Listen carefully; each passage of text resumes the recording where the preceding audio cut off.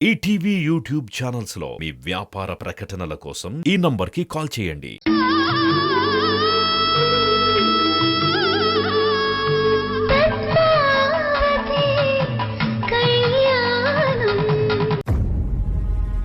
ఎంతో కళకళలాడే ఈ ఇల్లు నువ్వు అడుగు పెట్టాకే కళావిహీనం అయిపోయింది.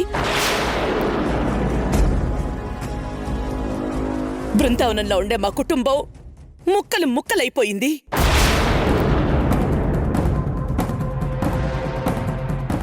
నా వల్ల మీ కుటుంబం ముక్కలవ్వలేదు మహాలక్ష్మి గారు.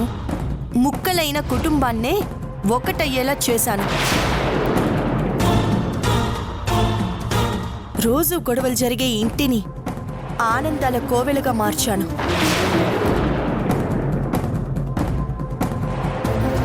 కానీ ఈరోజు నా కారణంగా కుటుంబం విడిపోతుంది అంటున్నారు. గతం మీరు మర్చిపోయినా నేను మర్చిపోలేను కదా మహాలక్ష్మి గారు. ఏంటి వాదిస్తున్నావు? నాతో గొడవ పెట్టుకోవడానికి ఇక్కడికి వచ్చావా? నేను మీతో గొడవలు పడ్డానికి రాలేదు. నా ఇంటి సమస్యని సాల్వ్ చేసుకోవడానికి వచ్చాను. కానీ మీరే కావాలని నాతో గొడవకి దిగుతున్నారు.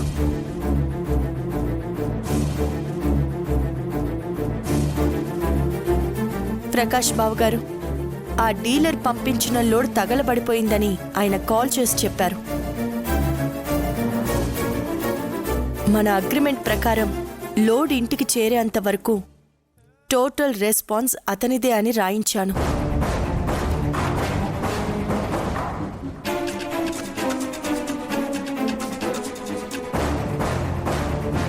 ఇలా షార్ట్ సర్క్యూట్ అయినందుకు గాను మన డబ్బు మొత్తం మనకి రిటర్న్ చేశారు. ఇదిగోండి చెక్. ఈ అగ్రిమెంట్ ఎప్పుడు చేయించావు పద్మావతి?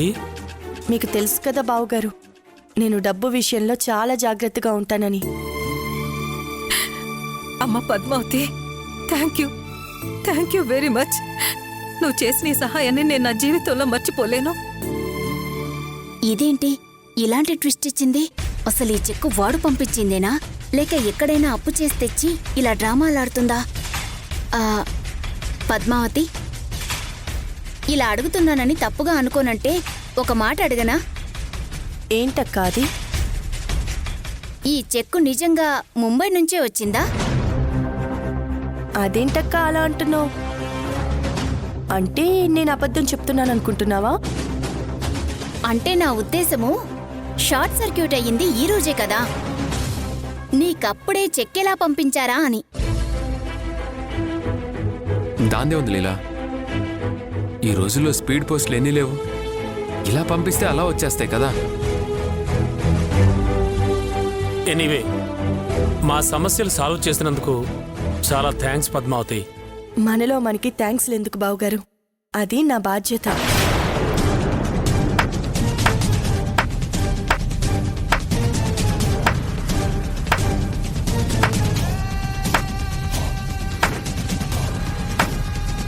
శభాష్, పద్మావతి అనిపించుకున్నావు. అంటే వీళ్ళకి సాయం చేసి అందరి దృష్టిలో సానుభూతి పొందాలని ప్రయత్నం చేస్తున్నావా? నేనుండగా నీ పప్పులే ఉడకవు. ఇప్పటికే చాలా ఎక్కువైంది. ఇక బయలుదేరితే మంచిది. మాట్లాడితే బయలుదేరు అంటున్నారేంటి? ఏంటి ఆదిత్య, ఆవిడ మొహం మీద అలా వెళ్ళిపో అని మాట్లాడుతుంటే సైలెంట్గా ఉంటావేంటి?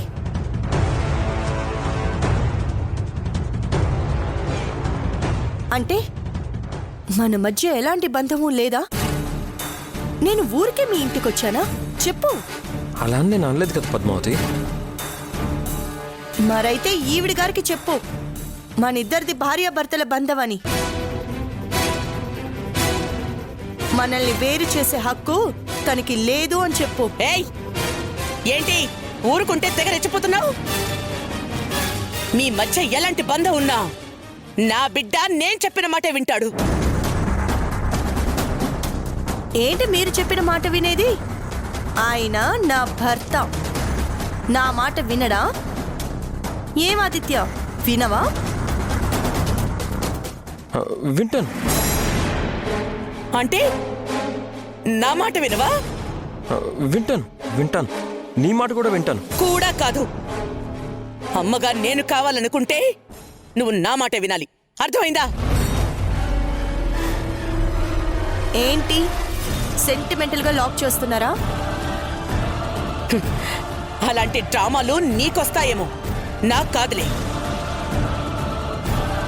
ఆదిత్య, మాటలతో వినే రకంలా లేదు. చెక్ చేతులతో పనిచెప్పి పంపించి. ఆదిత్య, నా ఒంటి మీద చెయ్యి పడిందో మీ అందరినీ తీసుకెళ్లి పోలీస్ స్టేషన్లో పడేస్తాను.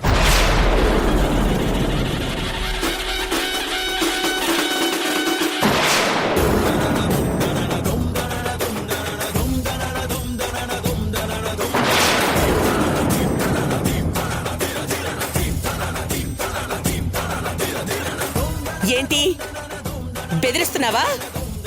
బెదిరించటం కాదు, జరగబోయేది చెప్తున్నాను. సరే, నేను వెళ్ళాలి అంటే మీకు ఒక్క అవకాశం ఇస్తున్నాను.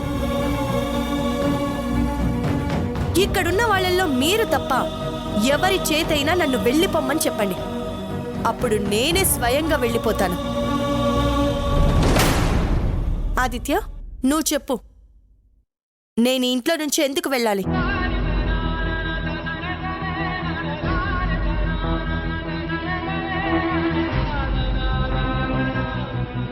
నన్ను ప్రేమించి పెళ్లి చేసుకున్నావు కదా, ఎప్పుడైనా నాలో ఏ తప్పైనా చూసావా? లేదు.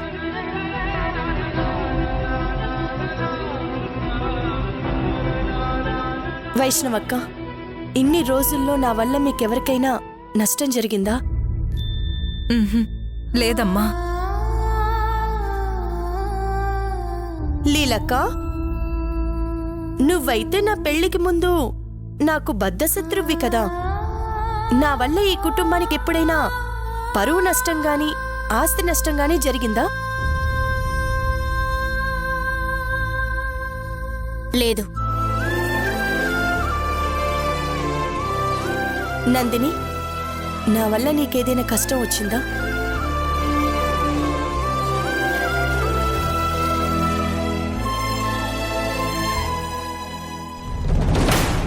విన్నారా మహాలక్ష్మి గారు? నా వల్ల ఎవ్వరికి ఏ నష్టం జరగనప్పుడు నేనెందుకు వెళ్ళిపోవాలి? వెళ్ళను. నేను ఎక్కడికి వెళ్ళను. నిన్ను ఎలా పంపించాలో నాకు బాగా తెలుసు. గుర్తుపెట్టుకో, నీ అంతట నిన్నుగా ఈ ఇంటి నుంచి పంపించకపోతే నా పేరు మహాలక్ష్మి కాదు. నేను అదే చెప్తున్నాను. ఈ ఇంటి నుంచి నేను వెళ్ళటం అంటూ జరిగితే నా పేరు పద్మావతే కాదు. ఏంటి సవాల్ చేస్తున్నావా? ఎస్, నన్నెలా పంపిస్తారో నేను చూస్తా. ఎలా వెళ్ళిపోవో నేను చూస్తాను.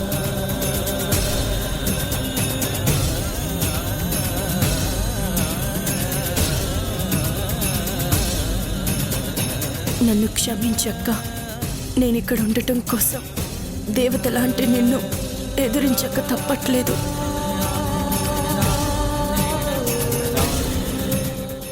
ఒసేయ్ పద్మావతి, ఇంతకాలం నేను ఒక్కదాన్నే ఉన్నాను, కాని ఇప్పుడు అక్క కూడా నా మాయలో ఉంది. ఈసారి నిన్ను కొట్టే గట్టి దెబ్బకి నువ్వు ఈ ఇంట్లోనే కాదు, ఈ ఊరే దాటి వెళ్ళిపోతావే.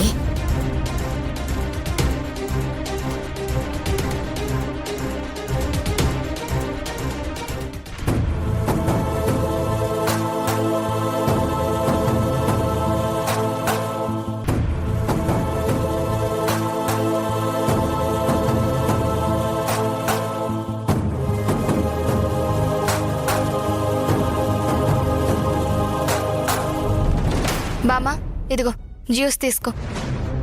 నేనున్న పరిస్థితి ఏమిటి? నువ్వు మాట్లాడే మాట ఏమిటి? పద్మావతి అక్కడ ఎలా ఉందో, వాళ్ళు తనని ఎన్నేసి మాటలు అంటున్నారో అని నేను కంగారు పడుతుంటే జ్యూస్ తాగు అంటావేంటి నువ్వు? నువ్వేం భయపడకు బామ్మ, అక్కకేం కాదు. వాళ్ళెవరూ అక్కని ఏవి అనర్లే బామ్మ. నీకు తెలియదు శ్వేత, మన గుళ్ళో గొడవ గురించి బామ్మ చెప్పినాక నాకు కూడా భయంగానే ఉంది. అసలు మనం అమ్మాయితో వెళ్ళక చాలా తప్పు చేసాం అనిపిస్తుంది బామ్మ. నేను అదే ఆలోచిస్తున్నాను. పదండి, మనం ఒకసారి వెళ్ళి పద్మావతి ఎలా ఉందో చూసొద్దాం. పదండి. హ, చూడు, ఒకవేళ వాళ్ళు గాని పద్మావతిని ఏమన్నా అంటే వాళ్ళు తుప్పరి అగ్గొట్టి వద్దాం. పదండి. గట్లని బామ్మ బామ్మ, నా మాట విను. అక్క అంత మొండిగా వెళ్ళింది అంటే అక్కడేదో పెద్ద సమస్య ఉండుంటుంది.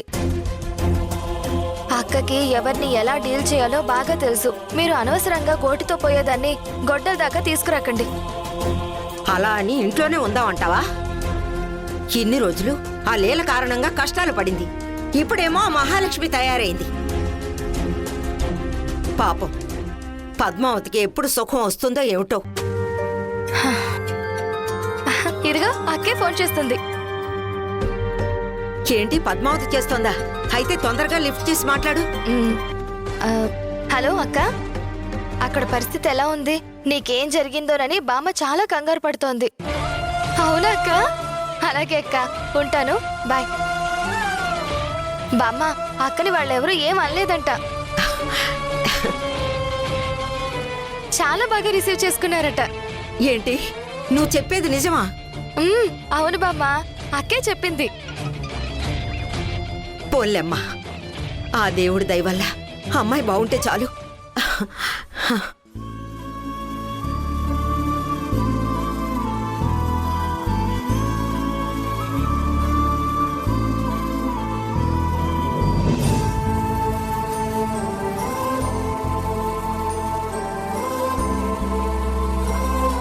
పద్మావతి,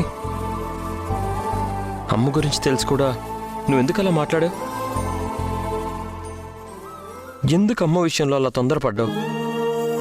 అన్నయ్యని జైలుకి వెళ్ళేలా చేసింది నువ్వేననే కోపంలో ఉంది అమ్మ. ఇప్పుడు అగ్నికి ఆజ్యం పోసినట్టుగా అమ్మని ఎదిరించి మాట్లాడావు. ఇంకమ్మ ఎలా రియాక్ట్ అవుతుందో కూడా అర్థం కావట్లేదు. నచ్చలేదు పద్మావతి. ఈరోజు అమ్మ ముందు నువ్వు మాట్లాడిన విధానం నాకేం నచ్చలేదు. నేను ఇందాకటి నుంచి మాట్లాడుతూ ఉంటే ఉలుకు పలుకు లేకుండా అటు తిరిగి చూస్తావేంటి? పద్మావతి, నేను మాట్లాడుతుంది నీతోనే. పద్మావతి, వినిపిస్తుందా? నీతోనే మాట్లాడేది పద్మావతి.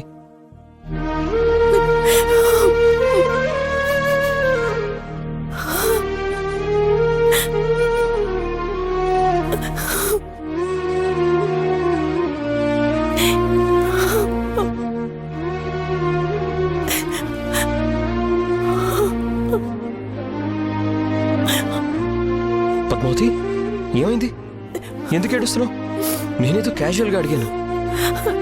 లేదాదిత్య, అక్కని ఎదిరించి నిజంగానే నేను తప్పు చేశాను. అమ్మలాంటి అక్కతో అలా మాట్లాడడం కరెక్ట్ కాదు.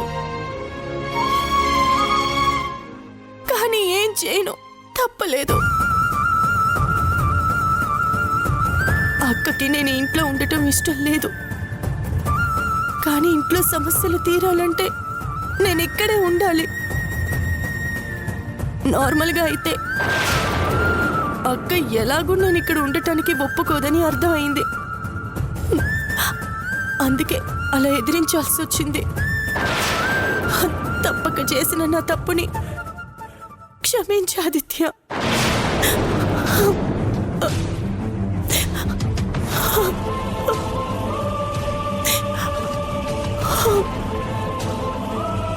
పద్మావతి, ఏంటిది చిన్నపిల్లల? అయినా ఒకరి మంచి కోరే కదా నువ్వు ఇక్కడికి వచ్చింది.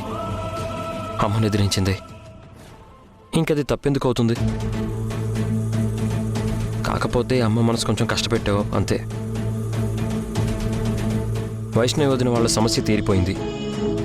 ఇంకా నందిని సమస్యని తీర్చి అన్నయ్యని ఇంటికి తీసుకొచ్చామంటే అన్నీ అవే సర్దుకుంటాయి. నేనొచ్చింది కూడా అందుకే ఆదిత్య. అక్క మళ్ళీ నన్ను యాక్సెప్ట్ చెయ్యాలన్నా, ఈ ఇంట్లో అందరూ సంతోషంగా ఉండాలన్నా బావగారు తిరిగి రావాలి. ఆయన వచ్చేంత వరకు మనకి ఇలాంటి గొడవలు తప్పవు. నిన్న ఏదైనా మాట అన్నా కూడా పరిస్థితుల కారణంగానే అనుకో. నాకు తెలుసు పద్మావతి, నా విషయంలో నువ్వేం దిగులు పడకు. అన్నయ్యని ఎలా తీసుకురావాలో ముందు అది ఆలోచించు.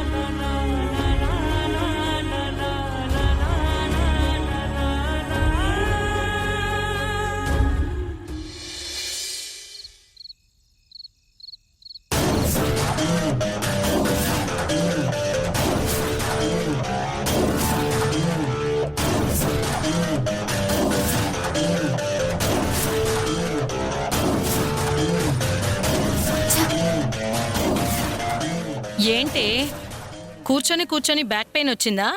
ఇలా రాత్రిపూట వాకింగ్ చేస్తున్నావు? నేను బ్యాక్ పెయిన్ వచ్చి వాకింగ్ చెయ్యట్లేదు. బుర్ర హీట్ ఎక్కి ఏం చేయాలో అర్థం కాక టెన్షన్ పడుతున్నాను. అంత టెన్షన్ పడాల్సినంతగా ఏం జరిగిందే? ఇంకా ఏం జరగాలి? వెళ్ళిపోయింది అనుకున్న దరిద్రం మళ్ళీ దాపురించింది. ఏంటి నువ్వనేది? అంటే ఆ పద్మావతి తిరిగొచ్చిందా? అదే కదా చెప్పేది. అదేంటి చాలా పెద్ద గొడవ జరిగింది, ఆ మహాలక్ష్మి గెంటేసిందని చెప్పావు కదే, అలా ఎలా వచ్చింది? అదే నాకు అర్థం కావట్లేదు. ఆ రోజు మహాలక్ష్మక్కన్న మాటలకి మనసు విరిగిపోయి జీవితాంతం అది ఆ అనాథ కొంపకే పరిమితమవుతుంది అనుకున్నా. కాని గోడకి విసిరిన బంతిలా చాలా ఫోర్స్తో తిరిగొచ్చింది. ఎప్పుడూ మహాలక్ష్మక్క ముందు ఎంతో వినయంగా ఉండే అది ఈరోజు తననే ఎదిరించేసరికి నా ఫ్యూజులు ఎగిరిపోయాయి తెలుసా? ఏంటి మహాలక్ష్మిని ఆ పద్మావతి ఎదిరించిందా? అంతేకాదమ్మా,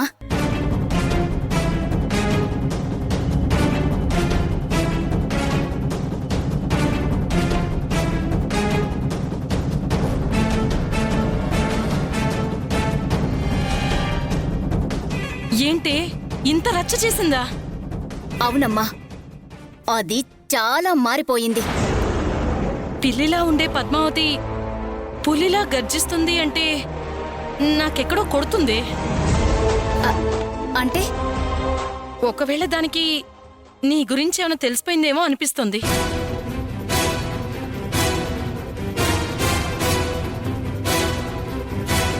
అందుకే ఆ ఇంటికి తిరిగి వచ్చిందేమో అనిపిస్తుంది. దానికంత సీన్ లేదమ్మా. నన్ను కనిపెట్టడము అంత ఈజీ కాదు. దానికి ఆ కార్తిక్ గాడి సపోర్టు, ఆదిత్య సపోర్టు దొరికినట్టుంది. అందుకే అంతలా రెచ్చిపోతుంది. ఎలాగైనా దాని పొగరు అణిచి దాన్ని శాశ్వతంగా ఆ ఇంట్లోంచి పంపించేస్తా. అంటే ఏం చేస్తావు? మళ్ళీ దాన్ని జైలుకెళ్లేలా చేస్తావా? కాదు, ఆదిత్య జీవితంలో దాన్ని లేకుండా చేస్తా.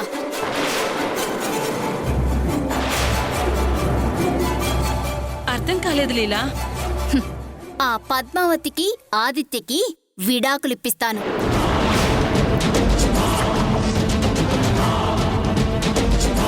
ఏంటి విడాకులిప్పిస్తావా?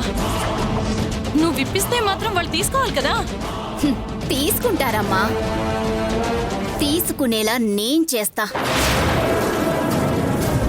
ఈ లీల ఎత్తు వేస్తే ఎవ్వరైనా చిత్తు కావాల్సిందే.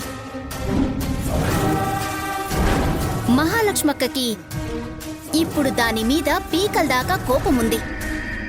ఆ కోపాన్ని నేను అవకాశంగా మార్చుకుంటా. ఆ పద్మావతిని ఆదిత్య లైఫ్లో లేకుండా చేస్తాను.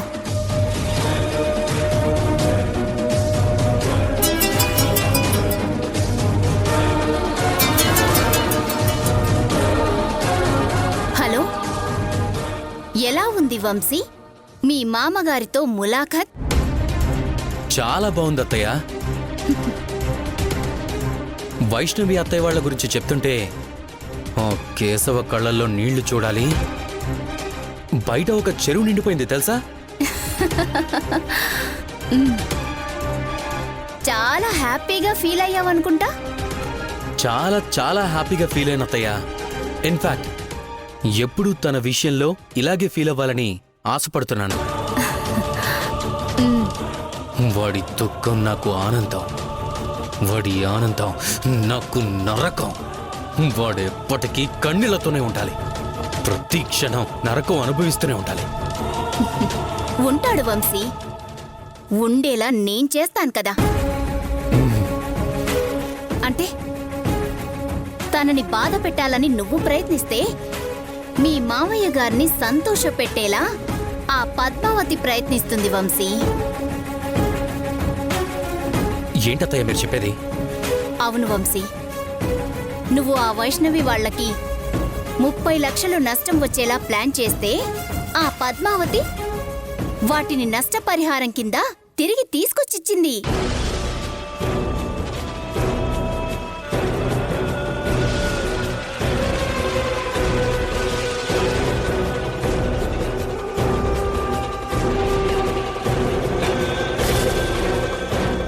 మనమిలాగే చూస్తూ ఉంటే మీ మావయ్యని కూడా త్వరలోనే విడిపించేలా ఉంది.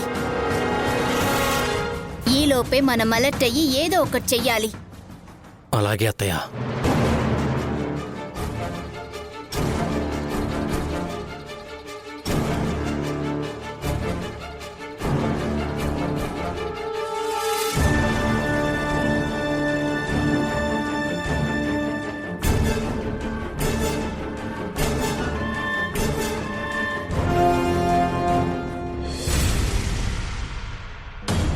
తేరగా ఈ ఇంటి కోడలయ్యింది కదక్కా.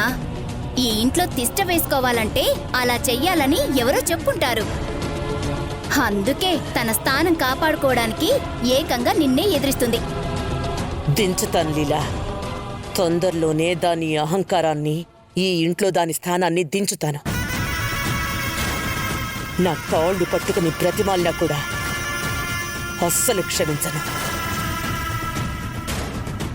నేను గీసిన గీతని నేనే తుడిపేస్తాను. అంటే ఏం చేయబోతున్నావక్కా?